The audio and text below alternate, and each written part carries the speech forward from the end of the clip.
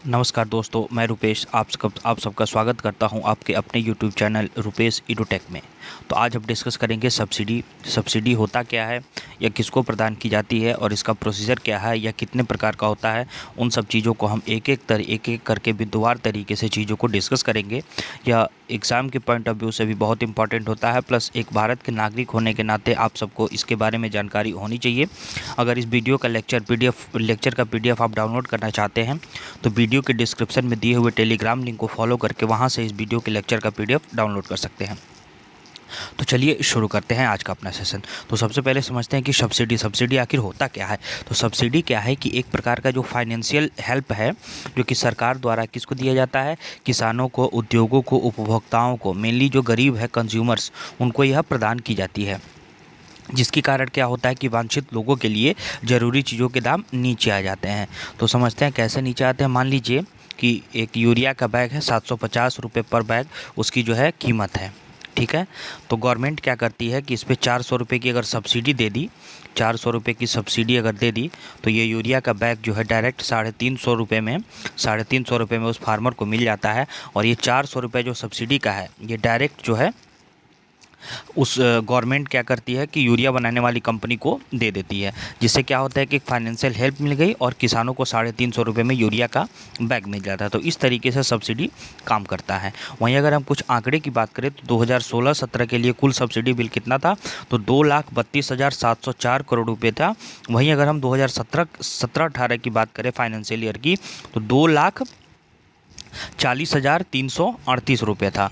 मतलब इनका कहने का मतलब ये हुआ कि देखिए 2016 से 17 और 17 से 18 के बीच में इजाफा हो रहा है। जो सब्सिडी बिल है वो उसमें क्या हो रहा है, इजाफा हो रहा है।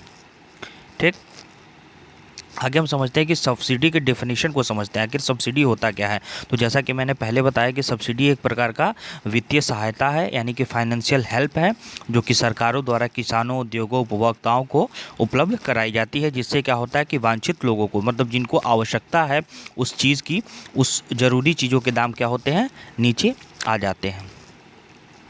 वहीं अगर हम सब्सिडी के टाइप्स की बात करें तो सब्सिडी कई तरीके का होता है। वहीं अगर पहले सब्सिडी होती है कि फूड सब्सिडी, यानी कि फूड सब्सिडी क्या होता है, इस प्रकार की सब्सिडी में सरकार गरीबों के लिए सस्ते दामों पर खाद्यान्न जैसे कि चावल, गेहूं, चीनी इत्यादि सार्वजनिक वितरण प्रणाली यानी कि पब्लिक डिस्ट्रीब्यूशन सिस्टम के माध्यम से उपलब्ध कराती है। यानी कि जो राशन कार्ड वगैरह बनता है, ठीक है, तो उसमें तो कुछ योजना के अंतर्गत मतलब राशन कार्ड से कई लाभार्थी को फ्री में अनाज दिया जाता है। लेकिन कई कई चीज़ों पे क्या होता है कि जैसे चावल, गेहूं, चीनी इत्यादि क्या है, पीडीएस सिस्टम के द्वारा उस पर सब्सिडी प्रदान की जाती है। जिससे क्या है, जो ज़रूरी मतलब जिनके लिए ये चीज़ ज़रूरी है उनको कम कीमत पर है, 2 रुपये या 1 किलो रुपये किलो, 1 रुपये प्रति किलो के हिसाब से चावल, गेहूँ, चीनी जो है पीडी सिस्टम के अंतर्गत उनको डिस्ट्रीब्यूट किया जाता है और बाकी का पूरा खर्चा जो है सरकार उठाती है। तो ये हो गया फूड सब्सिडी। वहीं अगर हम बात की जाए तो किसानों के लिए सब्सिडी यानी कि फार्मर सब्सिडी, इस प्रकार की सब्सिडी जैसे आपको मैंने बताया कि यूरिया यानी कि उर्वरक पे कैश सब्सिडी, ब्याज माफ़ी, वाहन और अन्य उपकरण खरीदने के लिए सब्सिडी आदि शामिल किए जाते हैं। जैसे मान लीजिए कोई किसान है तो वो ट्रैक्टर खरीदे, ठीक है, उससे रिलेटेड मतलब फसल की निराई गुड़ाई से रिलेटेड कोई भी अगर इक्विपमेंट्स खरीदता है तो उस पर भी उसको सब्सिडी प्रदान की जाती है। अगला सब्सिडी है तेल या ईंधन सब्सिडी। इस सब्सिडी में क्या होता है कि गरीबी रेखा से नीचे वाले यानी कि बीपीएल, बिलो पॉवर्टी लाइन वाले जो है लोगों को क्या सरकार सस्ते दामों पर मिट्टी का तेल उपलब्ध कराती है। इसके अलावा रसोई गैस, डीजल, पेट्रोल के दाम भी सब्सिडी सरकार द्वारा उपलब्ध कराई जाती है। वहीं अगर हम अगले सब्सिडी की बात करें तो अगला सब्सिडी जो है वो है कर सब्सिडी यानी कि टैक्स सब्सिडी। टैक्स सब्सिडी क्या होता है कि यह सब्सिडी मुख्य रूप से बड़े बड़े उद्योगों, घरानों को प्रदान की, जैसे अडानी, अंबानी, ठीक है, प्रदान की जाती ताकि ये लोग अधिक लागत की हालात में उत्पादन करना बंद ना करें और देश में बेरोजगारी ना फैले। कई बार क्या होता है कि सरकार आयात और निर्यात पर लगने वाले कर सब्सिडी भी उद्योग घरानों को क्या करती है, उपलब्ध कराती है। तो ये हो गया हमारा कर सब्सिडी। वहीं अगर हम बात करें कि रिलीजियस सब्सिडी क्या होता है, यानी कि धार्मिक सब्सिडी क्या होता है, तो धार्मिक सब्सिडी मुस्लिम समुदाय के लोगों को हज यात्रा करने के लिए, हिंदुओं को अमरनाथ यात्रा करने के लिए, मुस्लिम समुदाय को हज यात्रा और हिंदुओं को अमरनाथ यात्रा करने के लिए सरकार द्वारा दी जाती है। हाल में उत्तर प्रदेश की योगी सरकार ने क्या किया है कि हिंदू लोगों को अमरनाथ यात्रा के लिए 1 लाख रुपए तक की आर्थिक सब्सिडी देने की घोषणा की है।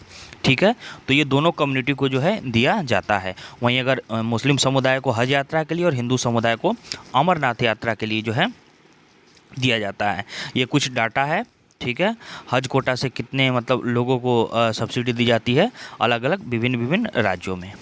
ठीक, वहीं अगर हम देखें, अगर ब्याज सब्सिडी की बात की जाए तो ब्याज सब्सिडी क्या होता है कि इस सब्सिडी के अंतर्गत शिक्षा ऋण पर लगने वाले ब्याज का भुगतान सरकार करती है। मतलब मान लीजिए कोई छात्र अगर गरीब है और उसने एजुकेशन लोन ले रखा है, तो उस एजुकेशन लोन को जो है सरकार भरती है और साथ ही किसानों और उद्योगपतियों का ब्याज भी सरकार द्वारा क्या कर दिया जाता है, माफ़ कर दिया जाता है।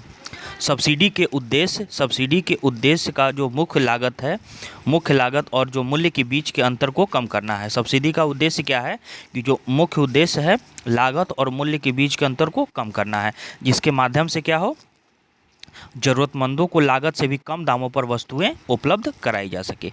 इसके अन्य उद्देश्य भी इस प्रकार हैं, जैसे देश में उच्च खपत या उत्पादन को प्रेरित करना, कमज़ोर वर्ग के लोगों के हितों की रक्षा करना।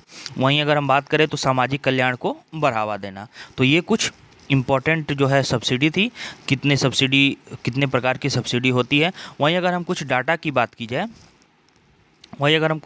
बात करें तो 2018-19 के जो बजट में सब्सिडी दी गई थी, तो वित्त वर्ष फाइनेंशियल ईयर 2018-19 के लिए कुल सब्सिडी बिल 2.9 करोड़ रुपए था, जो कि 2017-18 में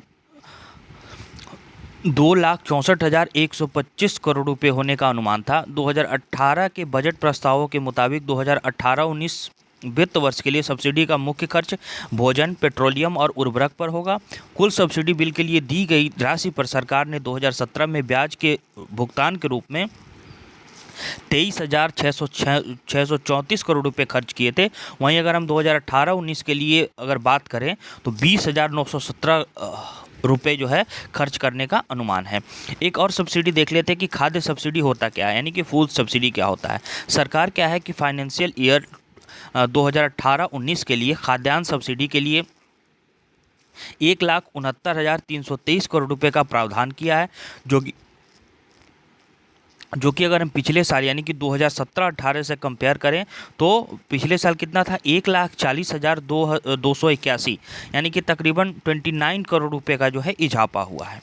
वहीं अगर देश में फूड सिक्योरिटी बिल के पास हो जाने से क्या हुआ कि सरकार के फूड सब्सिडी बिल में क्या हो गई है, बढ़ोतरी हो गई है। ठीक, वहीं अगर हम उर्वरक सब्सिडी की बात की जाए तो उर्वरक सब्सिडी के लिए जो बिल था वो 2018-19 के लिए 70,079 करोड़ रुपए का अनुमान था, जबकि पिछले साल यानी कि 2017-18 के लिए अनुमान 64,973 करोड़ रुपए था। वहीं अगर हम पेट्रोलियम सब्सिडी की बात करें तो 2017-18 के लिए पेट्रोलियम सब्सिडी के रूप में 24,460 करोड़ रुपए खर्च किए गए थे।